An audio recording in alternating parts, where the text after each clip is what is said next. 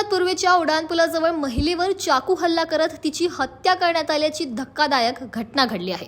दिवसाढवळ्या हा चाकू हल्ला करण्यात आल्याने शहरात एकच खळबळ उडाली आहे। सीमा कांबळे असं मृत महिलेचं नाव असून आरोपी आणि महिला बारकुपाडा परिसरात राहणारे असल्याची प्राथमिक माहिती समोर आली आहे। राहुल नावाच्या तरुणाने सीमावर चाकू हल्ला करत तिची हत्या केली आहे।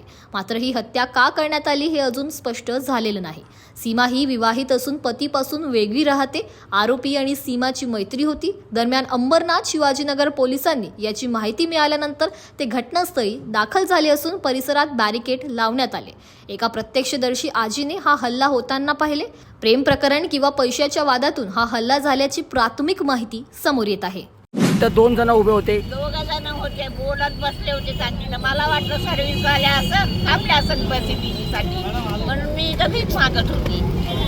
मला माहित नाही त्याचं असं मॅटर आहे म्हणून भांडणे त्याला डायरेक्ट त्या माणसाने त्या बाईला टाकू खूपच इथंच बसली होती। साधारण किती वाजता झाले? हे तरी 12:30 झाले।